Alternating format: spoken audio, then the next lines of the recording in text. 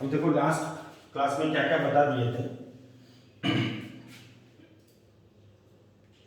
Distance को किससे लिखते हैं? एक्स से, है ना, या डिस्प्लेसमेंट को भी एक्स से। आया था एवरेज वेलोसिटी, क्या होता है? टोटल डिस्प्लेसमेंट बाय टोटल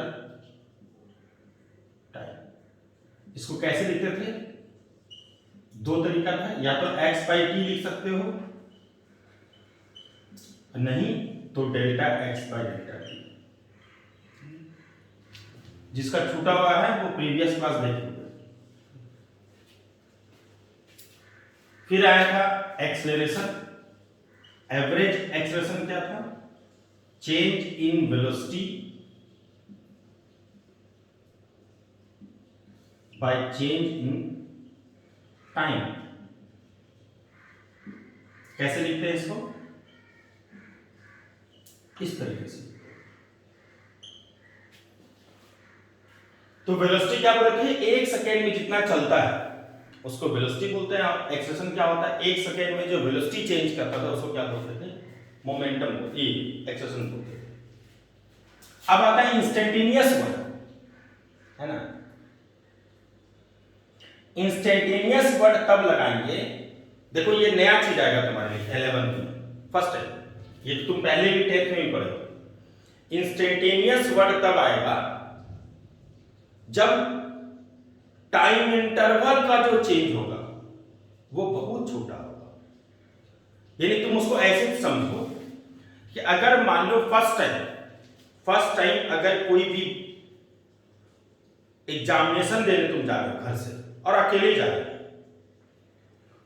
तो क्या है ना कि जो गार्जियन है घर में, मम्मी है या पापा है, तो कुछ गार्जियन जो होते हैं ऐसे होते हैं जो क्या है कि तुम मान लो सेंटर पड़ा भागलपुर वाले बच्चों का पटना, यानी पटना सेंटर है, तुम सुबह निकले, इंटरसिटी पकड़े या विक्रमशिला पकड़े, कोई भी ट्रेन पकड़े, तो क्या है जब तुम निकलोगे घर से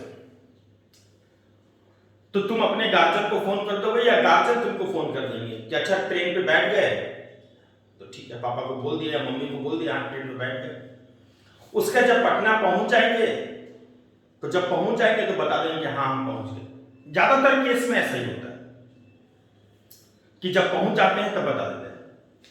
तो यहां पे क्या है कि इनिशियल से मतलब है, यानी एक बार जब हम लोग चढ़े ट्रेन पे तब इन्फॉर्म कर दिए कि हाँ पापा ट्रेन खुल गया, हाँ मम्मी ट्रेन खुल गई।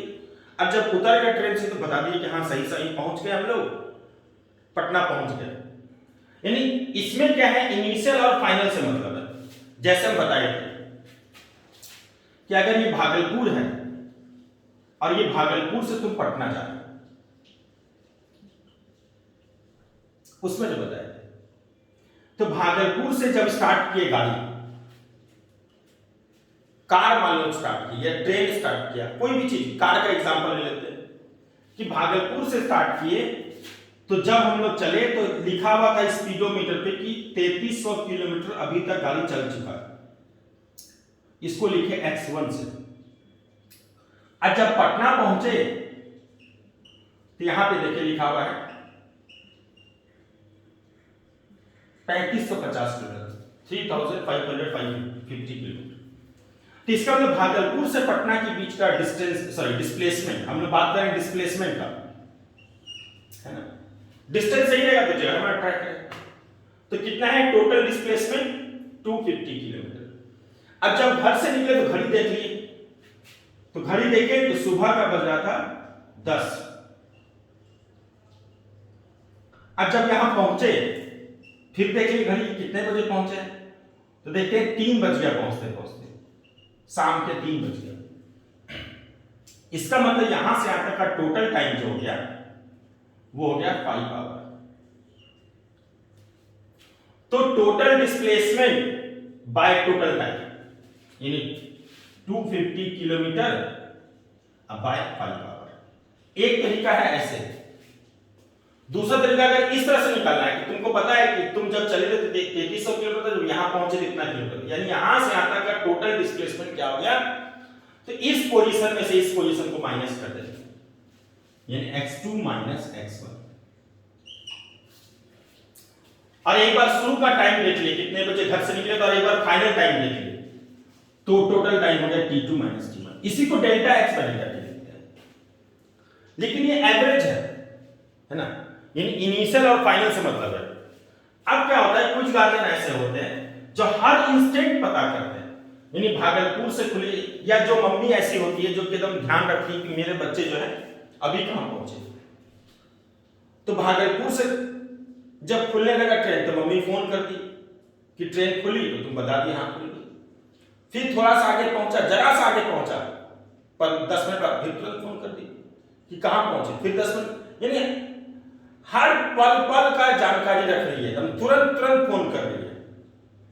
और कुछ गार्जियन होते हैं कि जो एकदम विश्वास करते हैं कि नहीं बच्चे जो है हमारे एकदम आराम से पहुंच जाएंगे, लेकिन जो बहुत ज्यादा केयरिंग गार्जियन होते हैं, बहुत ज्यादा केयरिंग, तो वो क्या है, एकदम हर इंस्टेंट खबर रखेंगे, एक एक चीज, जैसे बगल में ही बैठी हुई है। तो टाइम इंटरवल अगर छोटा होगा तो वहां पर वर्ड आता है इंस्टेंटेनियस। इंस्टेंट मतलब तुमको पता ही है, पल, छोटा सा क्षण जिसको बोलते हो, तो उसी से बना है इंस्टेंटेनियस। तो इंस्टेंटेनियस में क्या होगा, जैसे एवरेज वेलोसिटी क्या होता है, delta x by delta t, यानी total displacement by total time. तो अगर यही एवरेज वेलोसिटी इंस्टेंटेनियस वेलोसिटी बन जाएगा, अगर ये जो ऐसे लिखे हैं इसका मतलब है, हम बता देते हैं इसका मतलब क्या, एलटी का मतलब क्या, लिमिट, एलटी का मतलब क्या है, और ये जो ऐसे लिखे हैं इसका मतलब टाइम टेंड्स टू जीरो, ना कि exactly zero, limit t tends to zero. इसका मतलब इंस्टेंटेनियस में क्या होगा, टाइम इंटरवल जो है ना बहुत छोटा होगा, limit t tends to zero, मतलब टाइम इंटरवल, जैसे पहले गैप हो गया 1 सेकंड का, तो टाइम इंटरवल बड़ा है कैसे, और अगर टाइम अभी 1 सेकंड, फिर तुरंत फोन किए 1.001 सेकंड, फिर 1.002 सेकंड, फिर 1.003 सेकंड, तो एकदम तुरंत तुरंत डाटा रिकॉर्ड कर रहे हैं, हर पल का जानकारी रख रहे हैं। तो अगर टाइम इंटरवल बहुत छोटा होगा तब इसी को हम लोग लिखते हैं ऐसे,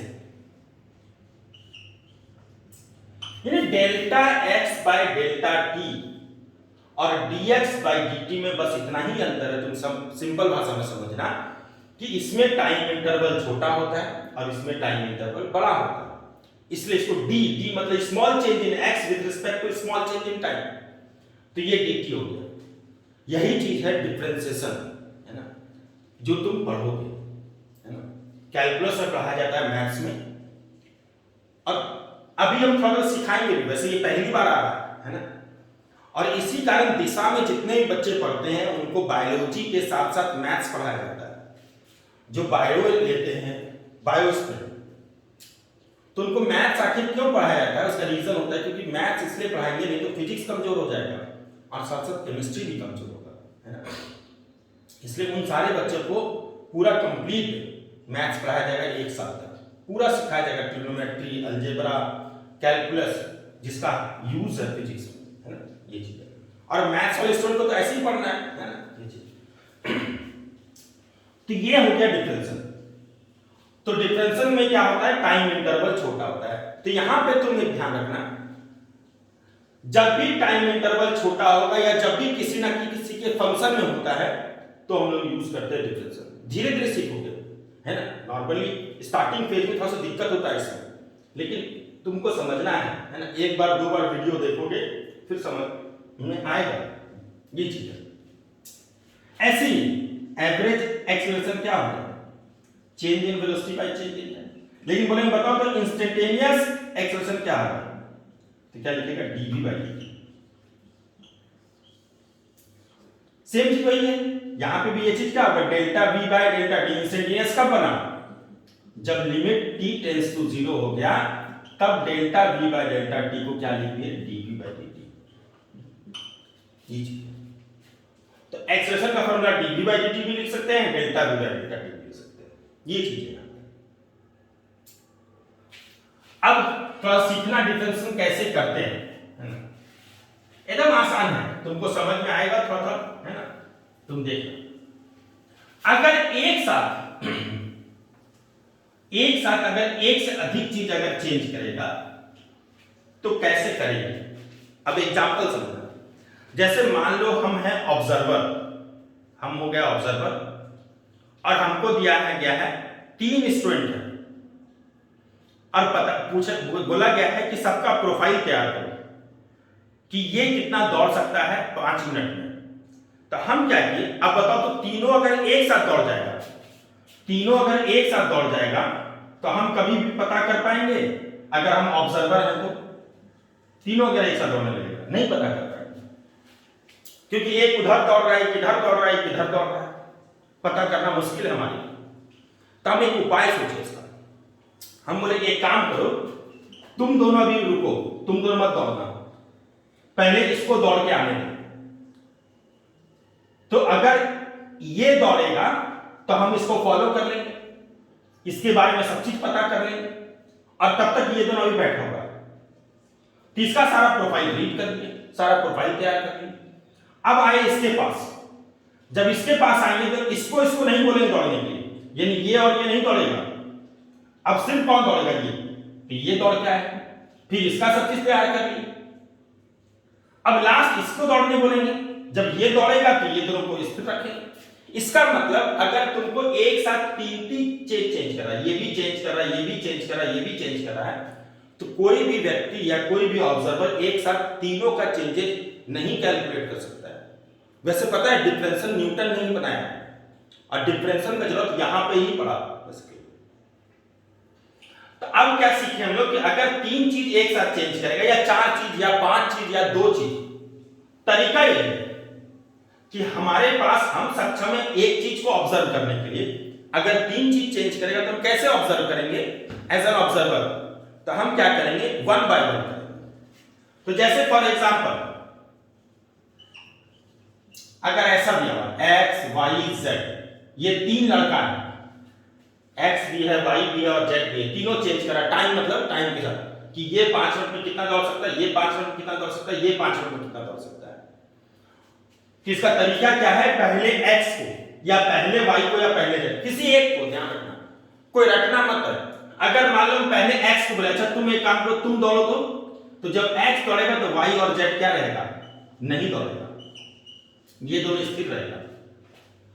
तो d मतलब क्या होता है, चेंजेस, छोटे चेंजेस को d बोलते हैं और डेल्टा बड़े चेंजेस को, लेकिन है तो आखिर चेंजेस ही ना। तो y और z तो दौड़ नहीं रहा है, y और z तो स्थिर था, इसलिए इसको क्या कर दिया बाहर, इसके अंदर वही रहेगा जो चेंज करेगा। तो अब x दौड़ के आ गया, अब किसका चांस है, y का। तो जब y दौड़ेगा तो x और z नहीं दौड़ेगा, ये x और z स्थिर रहेगा, तो x और z को बाहर कर दिया, सिर्फ कौन चेंज किया, y चेंज किया। फिर अब किसका चांस है, z का। तो जब z दौड़ेगा तो x और y स्थिर रहेगा, बस हो गया। अच्छा मान लो 2 ही रहता तो कोई भी एक को, मान लो y को ही पहले बोलेंगे ठीक है तुम ही दौड़ो पहले, x को स्थिर रख देंगे, तो क्या होगा, ये y दौड़ के आ गया। अब किसका चांस है, x का, तो y बाहर हो जाएगा। अगर कोई बोलेगा नहीं हम ऐसे नहीं लिखेंगे, ऐसे करेंगे, एक ही चीज है, y को स्थिर रख के x चेंज किया, फिर x को स्थिर रख के y चेंज किया, हो तो क्या दोनों का ना, ये चीज है। तो यही डिफरेंशियल का, इसका फार्मूला मत रखना, तुमको समझ में आ गया ना, एक एक करके करना है ना, ये चीज है। अब ऐसा ये जो हम पढ़ा रहे हैं कि क्यों पढ़ाना पड़ा हमको, तो इसको समझना। क्या क्या सीखे हैं, मतलब डिस्प्लेसमेंट किससे लिखते हो, x से लिखते हैं। डिस्प्लेसमेंट तो सीधा वाला, मिनिमम डिस्टेंस, एकदम स्ट्रेट। फिर क्या सीखे, वेलोसिटी, क्या होता है, dx by dt भी होता है और delta x by delta t भी होता है। फिर सीखे एक्सेलरेशन, क्या होता है, dv by dt होता है। और कल सीखे थे मोमेंटम, मोमेंटम किस किस का प्रोडक्ट होता है, प्रीवियस क्लास में मास और वेलोसिटी का प्रोडक्ट होता है। और फोर्स का डेफिनेशन क्या होता है, फोर्स का डेफिनेशन होता है the rate of change of linear momentum is called force. एक सेकेंड में जो मोमेंटम बदलता है उसी को क्या बोलते हैं, फोर्स। और मोमेंटम दो चीज से मिलकर बनता है। तुम चाहो तो इसको ऐसे भी लिख सकते हो, तुम चाहो तो इसको ऐसे भी लिख सकते हो। टाइम इंटरवल बड़ा होगा तो ये, छोटा होगा तो, है ना। अब आते हैं मेनली हम लोग पढ़ रहे हैं क्या, न्यूटन्स लॉ।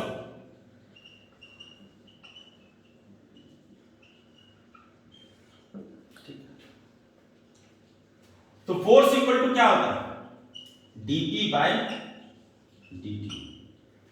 पता है न्यूटन जो है ना वो तीन अलग अलग नियम नहीं दिया था, फर्स्ट लॉ, सेकेंड लॉ और थर्ड लॉ। न्यूटन एक ही नियम दिया था, तुम पढ़ोगे हायर स्टडी। और वो जो एक नियम है वो न्यूटन सेकेंड लॉ, जिसको तुम न्यूटन सेकेंड लॉ बोलते हो, वही मेन न्यूटन का लॉ है ना।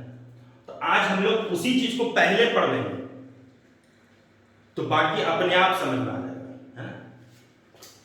और न्यूटन का चाहे फर्स्ट लॉ हो या सेकेंड लॉ या थर्ड लॉ, तीनों लॉ फोर्स पे बेस्ड है। और फोर्स का परिभाषा जो है वो यही है, क्या है, the rate of change of linear momentum. Momentum अगर बदला तो पता करो कि एक सेकंड में कितना मोमेंटम बदला, उसी को फोर्स बोलते हैं। तो लिखिए, अच्छा पी की जगह क्या लिखोगे तुम, m इंटू पी। जो पी का जगह है उसके जगह लिख दिए m इंटू पी। तभी क्या सीखे हम सीखे क्या, कि अगर एक साथ दो दो चीज चेंज करने वाला होगा तो एक एक करके करना है। फोर्स का डेफिनेशन यही हो गया, the rate of change of linear momentum, P के जगह लिख दिए mv। अब यहां पे एक एक करके करेंगे, पहले मास को कांस्टेंट रखेंगे, वेलोसिटी को चेंज करेंगे, है ना। तो इसको ऐसे लिख सकते हो, देखो तुम, फिर वेलोसिटी को कांस्टेंट रखो, किसको चेंज किए, मास को चेंज किए। तुम चाहो तो dv बाई dt को a भी लिख सकते हो।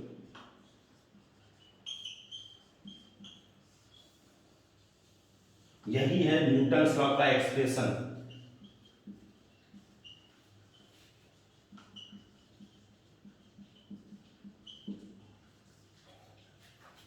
कैसे कैसे किए देख लो। मोमेंटम चेंज करेगा, मोमेंटम लेकिन दो चीज से मिलकर, मास और वेलोसिटी से मिलकर बना है। हम लोग सीखे हैं अभी डिफरेंशिएशन में थोड़ा सा कि मास और वेलोसिटी अगर एक साथ चेंज करेगा तो कैसे कोई करेगा, ऑब्जर्व। तो वन बाय वन करेगा, मास को कांस्टेंट रखे, किसको चेंज किए, वेलोसिटी को, फिर वेलोसिटी को कांस्टेंट रखे, किसको चेंज किए, मास को। अब इसको हम लोग तो a भी लिख सकते, देख लो, a equal to d by dt होता है, इसको लिख। तो f इक्वल टू क्या हो गया, ma plus b dm by dt, है ना। यानी तुमको अगर अब 11th क्लास में पूछेगा कि न्यूटन्स लॉ का एक्सप्रेशन क्या है, तो तुम ये वाला लिखेगा, है ना। जबकि 9th क्लास में हम लोग F बराबर ma लिखते थे खाली, है ना। तो देखना उसको भी क्लियर कर देते हैं।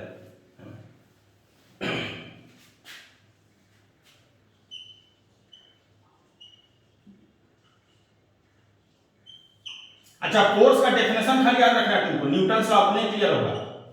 फोर्स इक्वल टू क्या होता है, dP बाय dt। अच्छा, P के जगह क्या लिख सकते हो तुम,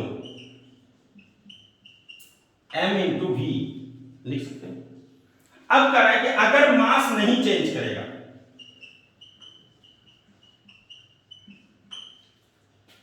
यानी हम बोलना ये चाह रहे हैं कि अगर दो लड़का है दौड़ने वाला और एक बोल रहा है मैं दौड़ूंगा, तब तो एक ही दौड़ने वाला रहता है ना। तो कह रहा है मास चेंज नहीं करेगा, सिर्फ कौन चेंज करेगा, वेलोसिटी। तो जब मास चेंज करेगा ही नहीं, तब तो मास को रख दो बाहर। और dv बाई dt क्या लिख सकते हैं, ये। तुम बोलोगे ये बगल वाला क्यों नहीं लिखे, है ना। ये बगल वाला इसलिए नहीं लिखे क्योंकि मास को चेंज कर ही नहीं रहा है। क्या होगा, एक बार मास कांस्टेंट रहेगा, वेलोसिटी चेंज करेगा, फिर वेलोसिटी कांस्टेंट रहेगा, मास चेंज करेगा, लेकिन चेंज इन मास कितना है, 0। मतलब ये कहने का है कि अगर इनिशियल मास है 10 kg और फाइनल मास भी है 10 ही kg, तो बताओ तो चेंज इन मास कितना होगा, 0। तो मास चेंज ही नहीं कर रहा है ना। तो ये चीज खत्म हो जाएगा। तो F equal to m into a तुम तब लगा सकते हो जब मास कांस्टेंट रहेगा। और हम लोग जो 9th क्लास में पढ़ते थे उसमें जितना ब्लॉक बनाते थे, ये 10 kg का ब्लॉक है, इस पे फोर्स लगा रहे हैं 20 न्यूटन। फट से लिख देते थे F बराबर m, क्योंकि अगर इसको तुम खींचोगे तो उसका मास नहीं बदलता होता। तो मास अगर नहीं चेंज करेगा तो F बराबर क्या होगा, m इंटू a। क्या बोले, रिपीट कर दे रहे हैं, लेकिन इसको न्यूटन्स लॉ नहीं बोलते हैं, ये स्पेशल केस है। देखो स्पेशल केस लिखे हैं, यानी अब अगर तुमसे 11th में अगर कोई पूछता है कि F equal to ma Newton's law है, यस और नो में आंसर लिखना है, तो तुम एकदम साफ साफ लिखेगा नो।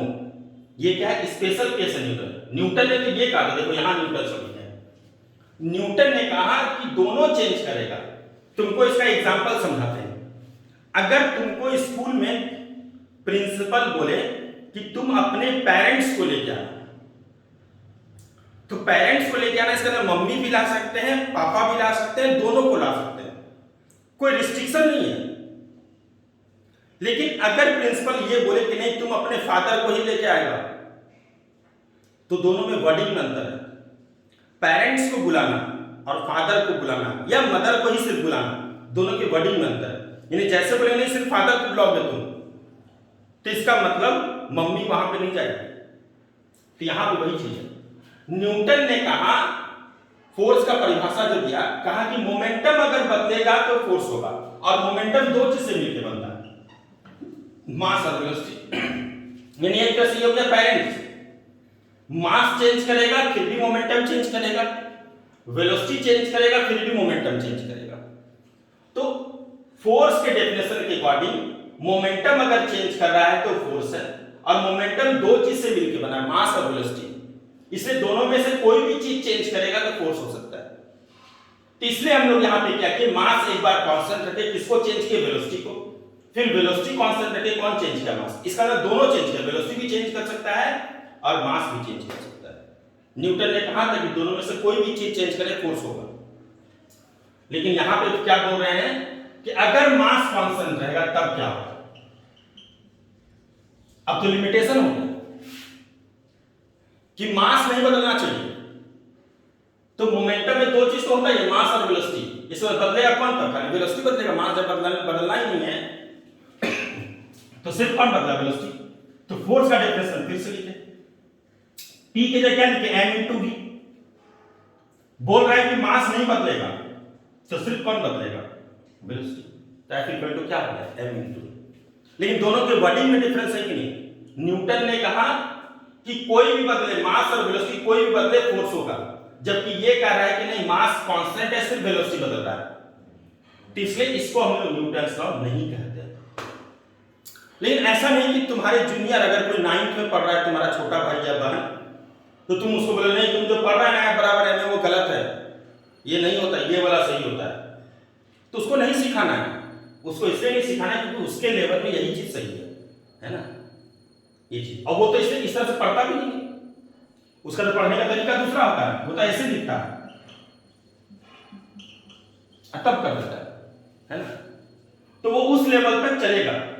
इसलिए तुमको ध्यान रखना है, कि F इक्वल टू ma जो है वो न्यूटन्स लॉ नहीं है, न्यूटन्स लॉ एग्जैक्ट ये वाला चीज है। अब अगर इसी का सेकेंड केस, अगर वेलोसिटी नहीं चेंज करेगा तब, तो लिखते हैं फोर्स का definition, F equal to dp by dt, the rate of change of linear momentum is called force. Momentum दो चीज से बनकर बना है, मास और वेलोसिटी। अब कह रहा है कि मास वेलोसिटी नहीं चेंज कर रहा है, वेलोसिटी कांस्टेंट है। तो वेलोसिटी कांस्टेंट का वेरिएबल क्या है, मास वेरिएबल है, यानी बदल रहा है सिर्फ मास। तो वेलोसिटी क्या हो जाएगा बाहर, सिर्फ कौन चेंज कर रहा है, मास। पता है इस फोर्स का नाम क्या रखते हैं, इसको बोलते हैं थ्रस्ट। वैसे थ्रस्ट भी फोर्स ही है, मास अगर चेंज करने के कारण जो फोर्स जनरेट हो थ्रस्ट। जैसे एग्जांपल हम बताते हैं, बैलून में हवा भर ली और हाथ से छोड़ दिए तो उड़ जाता है कि नहीं अपने आप। तो मास चेंज करता है, बैलून श्रिंक कर रहा है, हवा निकल रहा है, तो मास अगर चेंज कर रहा है तो फोर्स लगता है उस पर। रॉकेट का कॉन्सेप्ट देख लो तुम, रॉकेट में क्या होता है, एग्जॉस्ट होता है ना। तो जैसे ही मास रिलीज करेगा तो रॉकेट क्या होता है, ऊपर उठता है। तो रॉकेट के प्रिंसिपल में या बैलून में जहां पर भी मास बदलेगा तो वहां पर ये वाला लगाना पड़ेगा, है ना। यानी इस फॉर्मूले में वेलोसिटी नहीं बदलेगा, सिर्फ कौन बदलेगा, मास बदलेगा। जबकि इस फॉर्मूले में कौन बदलेगा, मास नहीं बदलेगा, मास कांस्टेंट रहेगा, वेलोसिटी बदलेगा। तो F बराबर ma में क्या होता है, मास कांस्टेंट रहता है, लेकिन वेलोसिटी क्या होता है, वेरिएबल होता है। तो ज्यादातर जगह तुमको यही मिलता है, ज्यादातर जगह आपको यही मिलता है, इसलिए ज्यादा फेमस ये है, लेकिन इसका भी यूज है 11th में, है ना। तो इस फोर्स का नाम रख देते हैं थ्रस्ट, और जबकि इस फोर्स का नाम रख देते हैं अप्लाइड फोर्स। क्या नाम रख देते हैं, अप्लाइड फोर्स।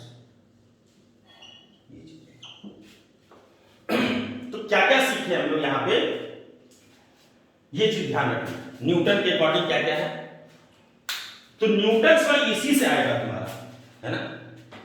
तो फोर्स का डेफिनेशन से ही न्यूटन का अपने आप आ जाता है। तो अब नेक्स्ट में हम लोग सीखेंगे Newton first law, Newton second law, Newton third law.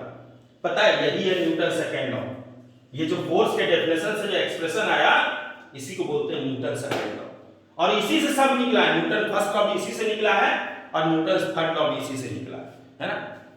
तो तुमको सभी का डेफिनेशन याद रखना है और बेसिक पार्ट याद रखना है ना, तो अपने आप क्लियर होगा, है ना। ये चीज रहने देते हैं, फिर करेंगे नेक्स्ट क्लास में।